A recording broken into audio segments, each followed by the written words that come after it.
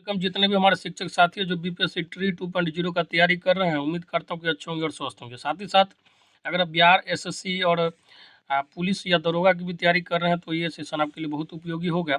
आप इस सेशन को देखिए, यकीन मानिए बहुत उपयोगी होने वाला है।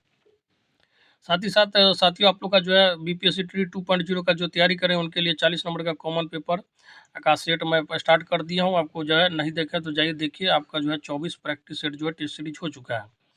बाकी एनसीईआरटी का सेशन आप लोग का चल रहा है, 6 to 8 का जो है मैं अभी पहले टारगेट रखा हूँ। उसके बाद जो है 9th 10th का भी जैसे जैसे 6 to 8 कंप्लीट हो जाएगा, 9th 10th का भी एनसीईआरटी चला दूंगा, फिर 11 12 का।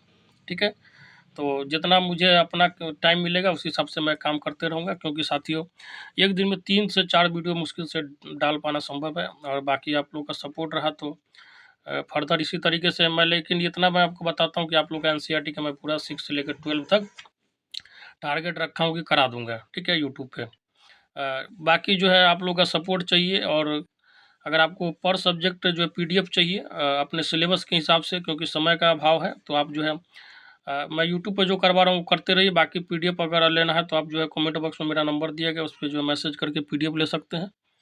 ठीक है, और उस सिलेबस के हिसाब से पढ़ लीजिए, उसके बाद ही सेट वगैरह मारिए और यूट्यूब पे मैं जो करवा रहा हूँ करते रहिए। ठीक है, इससे क्या हो जाएगा, आपका जो है संपूर्ण तैयारी हो जाएगा और एग्जाम में जाइएगा तो कम समय में भी आप अच्छा स्कोर कर पाइएगा, क्योंकि सिलेबस के हिसाब से पढ़ाना बहुत ज़रूरी है। चलिए तो स्टार्ट करते हैं जो आज भूगोल का 40 क्वेश्चन जो मोस्ट इंपोर्टेंट क्वेश्चन का सेशन।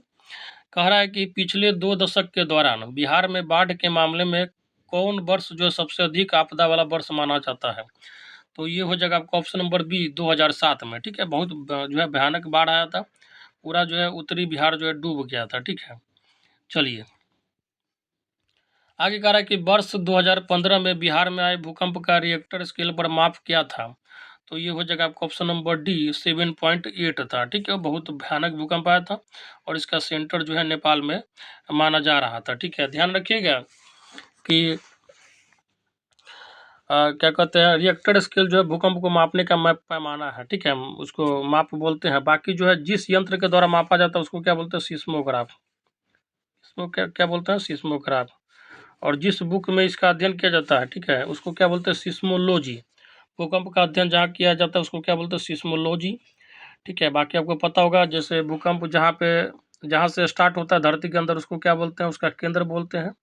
जैसे ये धरती हुआ, ठीक है, और मान के चलिए धरती है जहाँ पे हम लोग रह, इसके मान के चलिए अंदर में स्टार्ट हुआ, तो ये हो गया आपका केंद्र। ठीक है, और ठीक जिस धरती के अंदर जिस पॉइंट पे स्टार्ट हुआ, ठीक उसके ऊपर अगर आप आते हैं धरती पे तो ये हो जाता है आपका अधिकेंद्र। ठीक है, जिसको एपी सेंटर बोला जाता है। ठीक है, ध्यान रखिएगा, इतना चीज़ ध्यान रखिएगा भूकंप से संबंधित, बाकी जो है आपका बन जाएगा क्वेश्चन। आगे कह रहा है कि बिहार में जो है कितने जिलों में मुख्यमंत्री बागवानी योजना का क्रियान्वयन किया जा रहा है। तो इसका आंसर क्या हो जाएगा बताइए, आपका ऑप्शन नंबर जो है डी हो जाएगा, 15 जिलों में। नेक्स्ट क्वेश्चन कह रहा है कि बिहार राज्य के किस शहर को वर्मी कंपोस्ट जिला माना जाता है। तो ये हो जाएगा आपका ऑप्शन नंबर डी, बेगूसराय को। और बेगूसराय में ही एक बहुत अच्छा चीज़ है, ध्यान रखिएगा, कांवरताल जो है ठीक है, पक्षी वन्य जीव अभयारण्य है। ठीक है, कांवरताल इसको क्या वेटलैंड एरिया भी कह सकते हैं। ठीक है, वेटलैंड एरिया आर्द्र भूमि का जो है, और बिहार का प्रथम रामसर स्थल है। ठीक है, घोषित किया गया, बेगूसराय में है। और बरौनी तेल शोधक कारखाना तो आपको पता ही है बेगूसराय में ही है। चलिए आगे कह रहा है कि भारत के अक्षांशीय विस्तार से लगभग कितनी डिग्री का अंतर है। तो ये हो जाएगा आपका ऑप्शन नंबर बी हो जाएगा, जो है 30 डिग्री का अंतर है। ठीक है, देखिए 8 डिग्री अक्षांशीय विस्तार क्या है, 8 डिग्री 4 मिनट से लेकर 37 डिग्री जो है 6 मिनट तक है। तो अब इसको घटाइएगा तो लगभग क्या आ जाएगा, अब 29 डिग्री जो है और 5 मिनट का अंतर है, तो लगभग 30 डिग्री नहीं हो गया। ठीक है, तो यही कह रहा है कि भारत का अक्षांशीय विस्तार का लगभग कितनी डिग्री का अंतर है, तो 30 डिग्री का है। और इतना ही अंतर जो है आपका देशांतरीय विस्तार में भी है। ठीक है, लगभग 30 डिग्री का ही अंतर है, क्योंकि देखिए 68 डिग्री 7 मिनट से लेकर 97 डिग्री जो है 25 मिनट तक जो है भारत का देशांतरीय विस्तार है। और इसमें भी ऑलमोस्ट अंतर कितना आ रहा है, तो 30 डिग्री का ही आ रहा है। चलिए आगे कह रहा है कि जाड़े में किस दिशा से चक्रवात आकर जो है भारत में वर्षा करते हैं। तो ये हो जाएगा आपका ऑप्शन नंबर सी, दक्षिण पूर्व से। नेक्स्ट क्वेश्चन कह रहा है कि बाघ परियोजना क्या है, तो ये हो जाएगा आपका ऑप्शन नंबर बी, बाघ के संरक्षण की एक योजना को बाघ जो है परियोजना कहते हैं। और आपको पता होगा सबसे ज़्यादा जो बाघ कहाँ पे है भारत में, तो मध्य प्रदेश में, उसको टाइगर स्टेट के नाम से भी जाना जाता है। और दूसरा जो है कर्नाटक में है। चलिए आगे कह रहा है कि निम्नलिखित में किसका जो है जनसंख्या घनत्व जो सबसे कम है। जनसंख्या घनत्व का मतलब होता है कि एरिया ज़्यादा है और जनसंख्या कम कहाँ किसका है, तो ये हो जाएगा आपका ऑप्शन नंबर सी, अरुणाचल प्रदेश का। मात्र 17 व्यक्ति जो है 1 किलोमीटर के एरिया में है। हालांकि वहीं बिहार में आइएगा तो आपको 1 किलोमीटर के एरिया में जो है 1106 व्यक्ति मिल जाएगा। ठीक है, तो बिहार का जो असम तो जो जनसंख्या घनत्व सबसे ज़्यादा है 2011 के जनगणना के अनुसार। हालांकि 2001 का जो जनगणना था उसके अनुसार पश्चिम बंगाल का जनसंख्या घनत्व जो है सबसे ज़्यादा था। चलिए आगे कह रहा है कि भूटान की सबसे ऊंची चोटी की जो है ऊंचाई कितनी है, तो ये हो जाएगा आपका ऑप्शन नंबर सी, 7553 मीटर है। ठीक है, ध्यान रखिएगा। चलिए, और इसका नाम क्या है, तो इसका नाम है आपका कूला कांगड़ी। ठीक है, क्या है, तो कूला कांगड़ी इसका नाम है, सबसे ऊंची चोटी का नाम है। और भूटान की राजधानी क्या है, थिम्पू है, आपको पता होगा। चलिए आगे कह रहा है कि रेखीय मापांक में 100वें भाग की दूरी किस मापक से मापी जा सकती है, तो ये हो जाएगा आपका ऑप्शन नंबर सी, कर्णिक मापक से। नेक्स्ट क्वेश्चन कह रहा है कि भोपाल गैस त्रासदी जो है किस वर्ष हुई थी, तो ये हो जाएगा आपका ऑप्शन नंबर ए, 1984 में। इससे दो क्वेश्चन और पूछा जाता है कि किस गैस के रिसाव के कारण हुआ था, तो मिथाइल आइसोसाइनाइड के रिसाव के कारण हुआ था। ध्यान रखिए, मिथाइल आइसोसाइनाइड। ठीक है, मिथाइल आइसोसाइनाइड, बहुत भयानक नुकसान हुआ था, आपको पता होगा। भोपाल जो है मध्य प्रदेश का। आगे कह रहा है कि कोसी बाढ़ नियंत्रण और सिंचाई परियोजना डैश में स्थित है, तो इसका आंसर क्या हो जाएगा आपका ऑप्शन नंबर डी, बिहार में है। नेक्स्ट क्वेश्चन कह रहा है कि वेरी वेरी इंपॉर्टेंट क्वेश्चन और बहुत पूछा जाता है, ध्यान रखिएगा। कह रहा है कि अफ्रीका की कौन सी नदी जो है मकर रेखा ट्रॉपिक कैप्रिकॉर्न को 2 बार जो है काटती है। अब मकर रेखा किसको कहते हैं, तो आपको पता होना चाहिए। 23.5 डिग्री जो है साउथ जो लेटीट्यूड होता है, चाहे अक्षांश होता है, उसको जो मकर रेखा कहते हैं। और 23.5 डिग्री नॉर्थ को क्या बोलते हैं, तो कर्क रेखा बोलते हैं। ठीक है, ट्रॉपिक ऑफ कैंसर बोलते हैं उसको, और इसको जो है मकर रेखा को ट्रॉपिक ऑफ कैप्रिकॉर्न बोलते हैं। ठीक है, तो कह रहा है कि क्वेश्चन क्या कह रहा है कि अफ्रीका की कौन सी नदी जो है मकर रेखा को 2 बार काटती है, तो ये हो जाएगा आपका ऑप्शन नंबर बी हो जाएगा, लिम्पोपो नदी।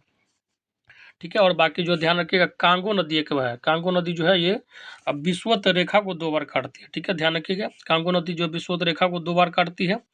और जो है भारत में माही नदी एक, ठीक है, माही नदी, माही नदी जो है आपका, ये ध्यान रखिएगा, कर्क रेखा को 2 बार काटती है भारत में। ठीक है, ध्यान रखिएगा। बाकी एक ऐसा मात्र जो है अफ्रीका एक ऐसा महादेश है जहाँ से तीनों रेखा गुजरती है, कर्क रेखा, मकर रेखा और विषुवत रेखा। ठीक है, चलिए आगे कह रहा है कि सार्क का जो है सचिवालय कहाँ स्थित है, तो आपको पता होना चाहिए कहाँ पे है, तो काठमांडू में है, नेपाल की राजधानी है। सार्क का आपको फुल फॉर्म पता होना चाहिए, SAARC लिखते हैं। ठीक है, तो ये हो जाता है जो आपका साउथ ठीक है, एशियन जो है एसोसिएशन रीजनल कॉर्पोरेशन इसको बोलते हैं। इसमें जो आपका भारत के जितने पड़ोसी है सब जो है इसके कंट्री मेंबर है, चाइना को छोड़ के। ठीक है, चाइना नहीं है, तो इसमें कौन कौन सा हो जाएगा आपका, ध्यान रखिएगा। भारत है, ठीक है, भारत का जो सबसे प्यारा मित्र पाकिस्तान है, फिर उसके बाद नेपाल है। ठीक है, उसके बाद भूटान हो जाएगा आपका। ठीक है, चाइना के गोद में बसा हुआ और भारत के गोद में बसा हुआ इकलौता जो है प्यारा बच्चा। फिर उसके बाद बांग्लादेश हो गया। ठीक है, और उसके बाद जो हो गया मालदीव हो गया, श्रीलंका हो गया, और अफगानिस्तान हो गया। ठीक है, म्यांमार और चाइना को छोड़ के, जिससे भारत का मोटा मोटी बाउंड्री लगता है, बाकी सब जो है सार्क कंट्री में आता है। इसकी स्थापना 1985 में हुई थी। ठीक है, और प्रथम जो इसका सम्मेलन हुआ था कहाँ हुआ था, तो बांग्लादेश की राजधानी ढाका में हुआ था। चलिए आगे कह रहा है कि इनमें से जो है कौन सुनामी चेतावनी का एक संकेत है, तो इसका आंसर क्या हो जाएगा आपका ऑप्शन नंबर सी, समुद्र तट से तुरंत वापस गिरने वाला पानी। और दूसरा बात है, सुनामी जब आता है तो पानी जो है, जैसे मान के चलिए समुद्र का लहर है, यहाँ पे पानी यहाँ तक है, तो अचानक से पूरा पीछे चल जाएगा पानी, बहुत और शांत हो जाएगा माहौल, उसके बाद जो है बहुत तेजी से आता है। आगे कह रहा है कि वायुमंडल में उपस्थित कौन सी गैस जो है पराबैंगनी किरण को अवशोषित करती है, तो आपको पता होना चाहिए कौन करती है, तो ओजोन गैस करती है। ठीक है, ओजोन जो है परत है, अब पराबैंगनी किरण को अवशोषित कर लेती है, और धरती पर रहने वाले व्यक्ति को स्किन कैंसर से बचाती है। ठीक है, हालांकि ये आदमी जो है आजकल बहुत ज़्यादा AC वगैरह यूज कर रहा है, जिस वजह से CFC निकलती है। और ये जो है ये गैस क्लोरोफ्लोरोकार्बन जो AC से निकलती है, सबसे ज़्यादा जो है ओजोन परत को बर्बाद कर रहा है। और आपको पता हो रहा है कि जो आप एसी का मज़ा ले रहे हैं, एक दिन वही आपका जो है ज़िंदगी का सज़ा बनेगा और स्किन कैंसर से हर दूसरा तीसरा व्यक्ति जो है प्रभावित हो जाएगा।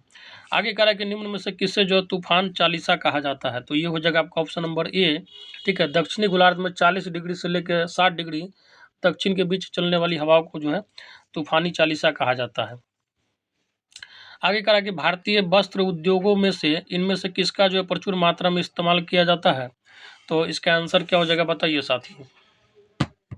तो ध्यान रखिएगा, भारतीय वस्त्र उद्योगों में इनमें से किसका प्रचुर मात्रा में इस्तेमाल किया जाता है? तो ये हो जाएगा आपका सूती वस्त्र का, ठीक है। ऑप्शन नंबर ए हो जाएगा।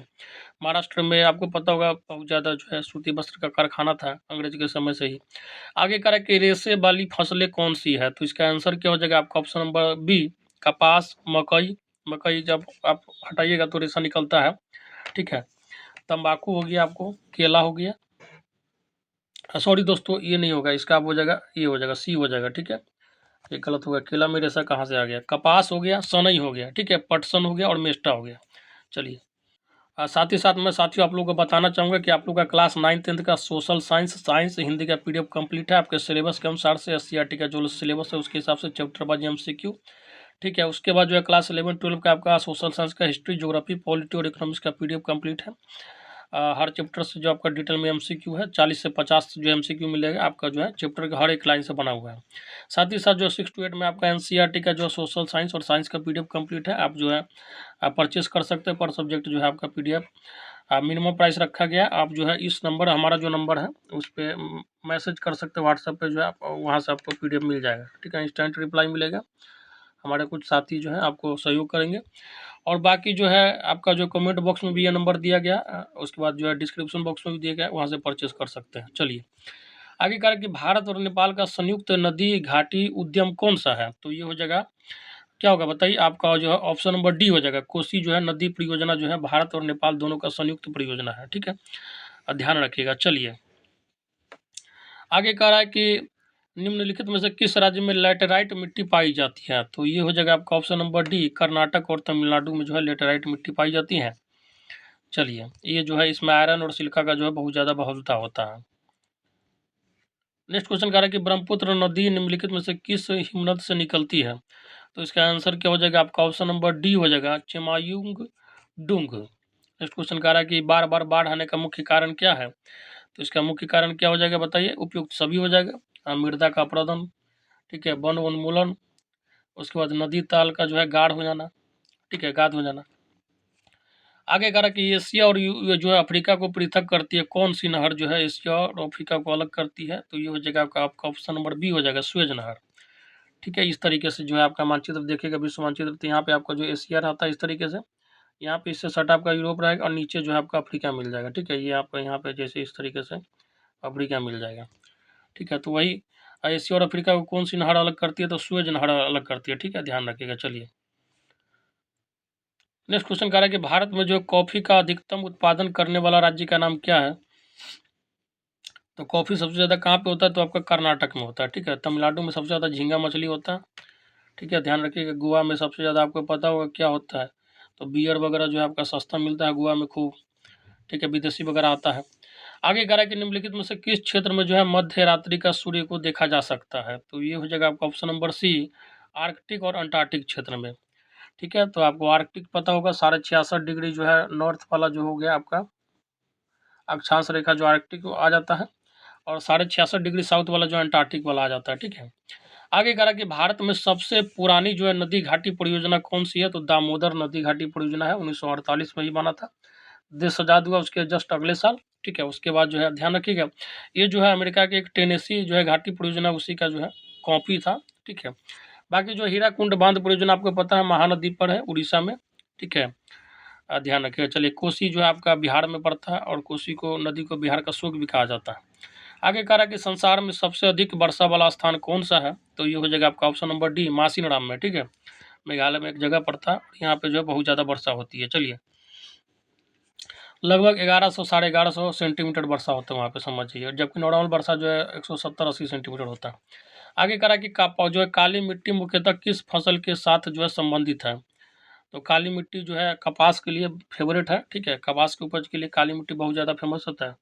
और काली मिट्टी को रेगुड़ के नाम से भी जाना जाता है। और ये क्वेश्चन बहुत पूछा जाता है कि काली मिट्टी को किस और नाम से जाना जाता है, तो रेगुड़ के नाम से। और ये जो है आपका महाराष्ट्र और गुजरात जो दक्कन वाला एरिया है वहाँ पे बहुत ज़्यादा पाया जाता है। चलिए आगे कह रहा है कि मारियाना जो है खाई कहाँ स्थित है, तो प्रशांत महासागर में स्थित, आपको पता होना चाहिए। प्रशांत महासागर का जो सबसे गहरा बिंदु है, जहाँ तक अभी तक रिसर्च हुआ है, वो आपका मारियाना गर्त है, इसको मारियाना खाई बोलते हैं। और आपको पता होना चाहिए जो है सबसे बड़ा महासागर प्रशांत महासागर है, ठीक है। 1/3 जो है पूरे धरती का जल अकेले रखे हुआ है। चलिए आगे कह रहा है कि निम्नलिखित भारतीय राज्यों में से किस राज्य की कोई जो है समुद्री सीमा नहीं है, मतलब वो समुद्री सीमा लगाता ही नहीं है किसी से, ठीक है। तो राजस्थान हो जाएगा, ठीक है, option number C. Next question कह रहा है कि बराबर अंतरालों पर उसी ऊंचाई के स्थानों को जोड़ने वाली काल्पनिक रेखाएं क्या होती है, तो ये हो जाएगा आपका कंटूर बोलते हैं इसको, ठीक है। इसको कंटूर बोलते हैं, अंग्रेजी में जो CONTOUR बोलते हैं, ठीक है। बराबर ऊंचाई पे, ठीक है, समान ऊंचाई वाला जगह जो है डॉट कर लीजिए, उसको जोड़ दीजिए तो कंटूर बन जाता है। आगे कह रहा है कि जिन संसाधनों का प्रयोग बार बार निरंतर किया जा सकता है उन्हें जो है क्या कहते हैं, तो ये हो जाएगा आपका जो है नवीकरणीय। नवीकरणीय का मतलब होता है ऐसा जो रिसोर्स या संसाधन जिसका हम बार बार उपयोग कर सकते हैं और बार बार पैदा भी कर सकते हैं, जैसे सूर्य का रोशनी हो गया, ठीक है। तो ये सब चीज़ हम बार बार कर सकते हैं। हाइड्रोजन से चलने वाली ट्रेन आजकल आ रहा है, ठीक है। पेट्रोल, पता है आपको, पेट्रोल, कोयला, डीजल तो एक न एक दिन खत्म हो जाना है, क्योंकि ये जो है अनवीकरणीय संसाधन है। और अनवीकरणीय संसाधन मतलब आज न कल जो है एक बार जो है करोड़ों हजारों वर्ष जो है आपको पता होगा अवसाद के कारण जो ये बना है।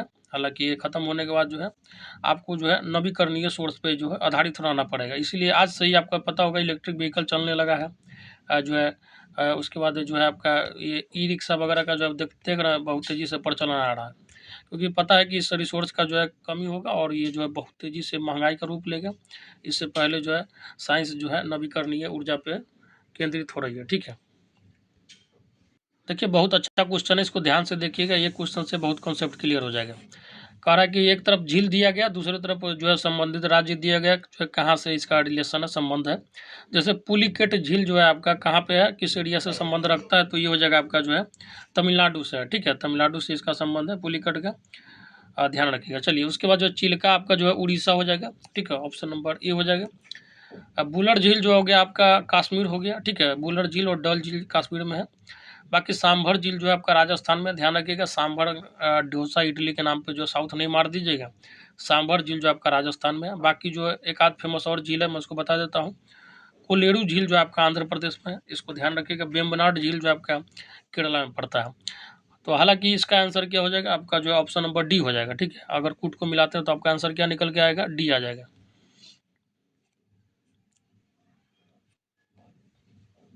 सॉरी दोस्तों, इसका आंसर ये हो जाएगा, ठीक है। फ्लो में डी बोल दिया हूँ जल्दीबाजी में।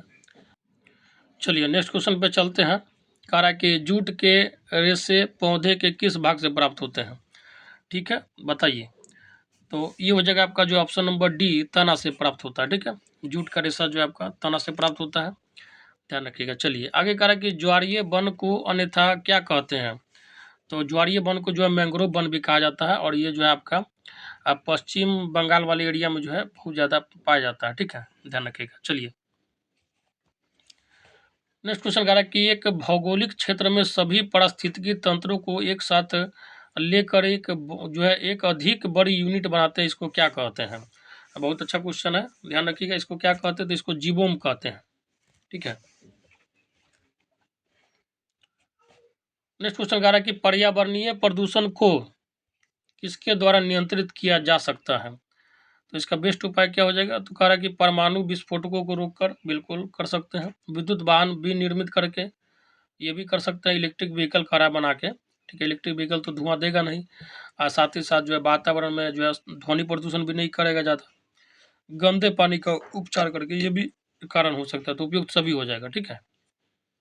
आगे कह रहा है कि भारत में जो विद्युत की सबसे जो है अधिक खपत किस में होती है, सबसे ज़्यादा जो इलेक्ट्रिसिटी का खर्च कहाँ पे है, तो ये हो जाएगा आपका ऑप्शन नंबर सी, उद्योग में है, ठीक है, इंडस्ट्री में है।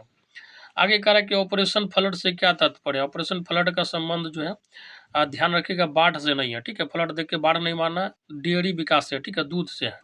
ऑपरेशन फ्लड का संबंध किससे है, तो डेयरी विकास से, दूध उत्पादन से है, ध्यान रखिएगा। और इस जो है ऑपरेशन फ्लड का जो इसको जो है श्वेत क्रांति के अंतर्गत आया था ये, ठीक है। और इसके जो जनक कौन थे, तो इसके जनक जो थे वर्गीज कुरियन थे। कौन थे इसके जनक, कौन थे, तो वर्गीज कुरियन थे। ठीक है, तो इसी के साथ जो है साथी आप लोग का 40 नंबर का जो है, अच्छा सॉरी 40 क्वेश्चन का मोस्ट इंपोर्टेंट क्वेश्चन का जो है ज्योग्राफी का सेशन जो यहीं पे एंड होता है। और साथ ही साथ आप लोगों को मैं फिर बोल रहा हूँ, क्लास 9th-10th का अगर सोशल साइंस, साइंस और उसके बाद जो है हिंदी का पीडीएफ चाहिए, तो आप जो है जो कमेंट बॉक्स में नंबर दिया गया मेरा, चाहे डिस्क्रिप्शन बॉक्स में दिया गया, उस पर जो है व्हाट्सअप मैसेज करके ले सकते हैं। इंस्टेंट रिप्लाई वहाँ पे आपको मिलेगा। हमारे साथी आपको मदद करेंगे। बाकी जो है आपको अगर 11-12 में हिस्ट्री, ज्योग्राफी, पॉलिटी, इकोनॉमिक्स का चाहिए तो आपको मिल जाएगा चैप्टर वाइज एमसीक्यू। साथ ही साथ 6 to 8 में आपको सोशल साइंस और साइंस का पीडीएफ मिल जाएगा, तो आप वहाँ से परचेस कर सकते हैं। धन्यवाद।